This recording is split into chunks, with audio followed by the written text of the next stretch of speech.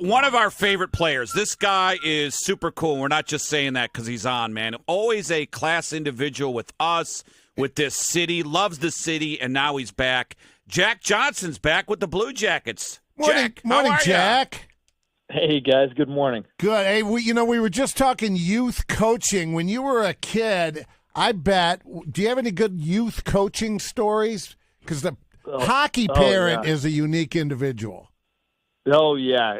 Well, and it's also it's a pretty unique lifestyle. We're starting it, my wife and I, ourselves here with our 3 kids playing hockey, and our oldest 2 starting to do tournaments this year. So it's kind of a walk down memory lane. But, yeah, I mean, one of my biggest memories playing youth hockey in Detroit, Michigan, I had the privilege of actually playing for Sergei Fedorov's dad. Oh, wow. He was coaching the team, and that was one of my most memorable years playing youth hockey. It was pretty unique practices and unique game settings, but it was all based on skill development and making us better. It was pretty awesome. Well, back when we're all getting older there, Jack, but when you were younger, it was more of a free reign where coaches could throw like swear words at kids, and now you can't do that. Yeah, I think that's actually where I learned my first swear words was my youth hockey locker rooms. Oh yeah, it was definitely a unique environment. I remember seeing some altercations in the stands amongst parents and all kinds of wacky stuff. Well, because I grew up in Minnesota, and didn't you play as a youth in Minnesota? I played my high school hockey up there at Shattuck St. Mary's. Yeah. So that's in. I don't think people in Columbus understand. It's kind of the equivalent to Ohio in football, Minnesota in hockey. Yes, yeah. I would say that. I tell people, around here that kind of the New England area and suburbs of Detroit and Minnesota. That's kind of like Texas and Ohio high school football. Yeah, when I was a kid, are the Little Caesars, do they still sponsor the one league up there? That was the real competitive league. Oh, yeah. I played for Little Caesars, too. I had the whole orange, baby blue uniform going on. Yeah. Now, the Panthers win the Stanley Cup. When you're watching that, you can appreciate that because you had won previously with Colorado, and then you brought the Cup back to Central Ohio. So you never moved when you left the Blue Jackets last time? No, never moved. Wow, that's great. Yeah, my wife's family's all from, Dublin, Ohio here. Sure. And, she was born and raised in Ohio, and, we bought our, what we think is our forever home here. And so in the off seasons, we were always back home here. Was that kind of the plan, though? Like, because you signed as a free agent with Pittsburgh, and then you made a couple stops with the Blackhawks, with the Avalanche, like Jerry mentioned. Was that kind of in the back of your mind, like, hey, I'm going somewhere else, but I would love to end up wrapping up my career in Columbus? Yeah, I mean, you never know how things are going to turn out and what the future holds for you. But I mean, we always knew that we were going to live in Columbus no matter where I was playing, and whenever I'm done playing, this is where we want to raise our family and stay. But I mean, it's just all worked out, in a perfect way. For the family and for myself to come back here at this point, and a lot of life is luck and timing, and couldn't ask for a better situation. A couple weeks ago we had Don Waddell on, and when he first came, he's new to town as well with the Blue Jackets, and one of the first things he told us was he was looking to add experience and leadership, and then no sooner do we have him on, and then he signs you to this one-year deal to finish up here. Do you feel any pressure having to bring all this experience and leadership? Because they need it on this team. Yeah, no, I don't feel pressure. I mean, honestly, I'm just going to go in and be myself, and try and offer up whatever I can, whatever knowledge I can. I know sometimes these guys just need a friend, and a teammate. There's always, there's plenty of coaches and stuff. So, you're not going in being another coach or anything like that.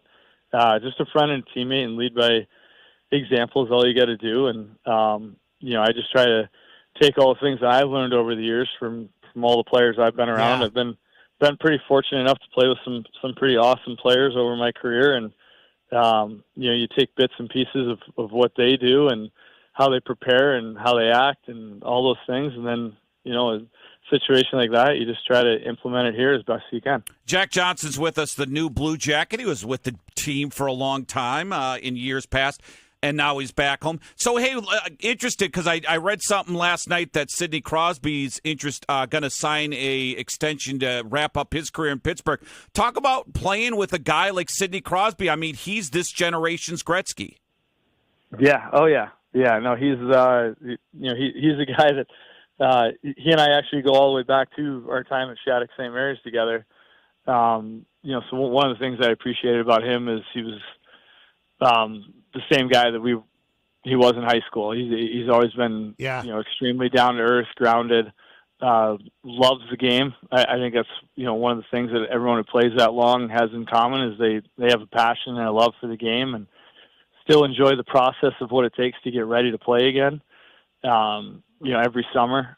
Some guys dread it, some guys enjoy it, and I think that's what he's really embraced. And he's a true pro, and I think some guys coming into the room are a little intimidated being by him or walking by him, but he always requests for the young guys to sit next to him, and in the stall. There's always an empty stall next to him, and call-ups and young guys always have to go in that one. And I think he puts them at ease pretty easy because once you get talking to him, he's a pretty easygoing guy. Oh, I didn't know that about the stall. That's super cool. It's a way to make someone feel welcome, man. Yeah, that's a good one. Hey, are you friends with any current Blue Jackets? Do you keep in touch when you were playing where it was Colorado or Chicago or Pittsburgh? Are you friends with any current member of the Blue Jackets? Well, the two guys that are still here from when I played are Boone and Zach Werenski, and they text me right away and. When I signed back. So, nice. It's funny during the season, you kind of, your schedules aren't real in sync. Your off day might be their game day. So sometimes you're not texting or calling, but, when you play against other teams, you see each other in the hallway. That's when you get to say hi and catch up. And, always been, friends with them and said hi and you catch up when you see them. And, it goes true for other guys you've played with throughout the years. And, but those are the only two guys left. Yeah, what's amazing though? Isn't it? Yeah, there's only two guys left. But you know what hasn't changed, Jack, is the fan support in this city. Because we have Erica Branson lives like a block from the station, and he comes in, sits with us, and sometimes. he says we will get waxed on the road. And then I'm thinking the next home game.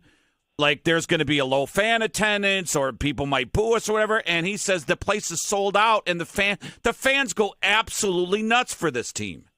Yeah. He's right. I mean, I remember being that way, my first time here, and it's a great sports town. I mean, it just is. Yeah. I think it's a very undercover sports town, and obviously, Buckeye football is king around here, but when you get in the playoffs and stuff like that, it's as good as a building as anywhere else that I've ever played. And, I know that the roof can seem like it's going to come off at times when the building really gets rocking. Yeah, it's a lot of fun. Boy, where does the time go to refer to you as a veteran free agent? I remember Jack Johnson, when it just comes out of Michigan, comes down here, you got your deal. Boy, time certainly flies, doesn't it? Wow. Wow, it's so quick. Yeah, it does. It does. The good news is I don't feel that old. I still feel good. So, and you got a cup in your history, so you're good to go regardless of how moving forward. Yeah, that part is pretty. I was pretty fortunate to be a part of that team, and what a great team that team was. But I still feel like I know I'm 37, but I still feel like I'm 27, so it's all that matters in my book. Hey, tell us how that works with the cup. Did the guy, because I've met the guy who handles the cup, he comes in town, just drops you the puck, he's with you all day. What'd you do with it? How was that? Because you were in Columbus, like Jerry mentioned. How was the day with the cup here in Columbus? Yeah, no, it was awesome. So we actually got it from noon to noon. We got it from noon Saturday to noon on Sunday. Okay. And the keeper with the keeper of the cup is there at all times. The rule is he has to be in the room or in vicinity. He has to have it in his sight line at all times. Okay. And then So even when you sleep. Well, no, he takes it at midnight. Oh, okay. And then he brings it back bright and early, and he says, "What time do you want it back in the morning?" So he takes it back and he polishes it up and cleans it up, and then brings it back to you. Oh, that's so cool. So were you an AJ Hawk or whoever you run with? Were you guzzling beer out of it? What'd you put spaghetti in it? What'd you do? AJ, well, yeah, AJ was the first one to come over, and he brought a 6-pack of beers over, and so he actually had the first ones of the day out of the cup with me, and then we went over, cleaned it up, took it over to Dell's Ice Cream in Shawnee Hills, let all the kids, all the cousins eat ice cream out of it. Then we just had a backyard gathering for the majority of the afternoon, and then we took it over to 16-bit over there at Bridge Park, and then that's where we had our big blowout bash with everyone. That's great. And then actually, my other brother-in-law Brady, the keeper of the cup, was like, "Hey, you got about an hour left. What do you want to do with it?" And I was like, "I'm not leaving it." So we just brought it back to the house.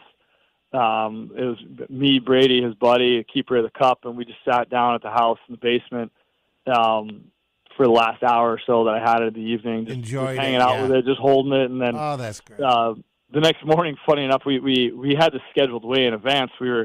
My kids were getting baptized, all three of them, the next morning, and Brady and AJ and their wives were all godparents to our kids, and so the next morning, the cup went to church with us, and we ended up getting the kids baptized out of the cup. That is great. That's unreal. That is great. Oh, that's awesome. Well, Jackets. Was that at St. Bridget? Where was that at? Oh, it was over here at Jerome Methodist Church. Okay, Jerome Methodist. Oh, that's great. Yeah, that's well, Jack, great. we're glad to have you back, man. Thanks for coming on, and good luck. You got it. Thanks for having me, guys. All right, so long.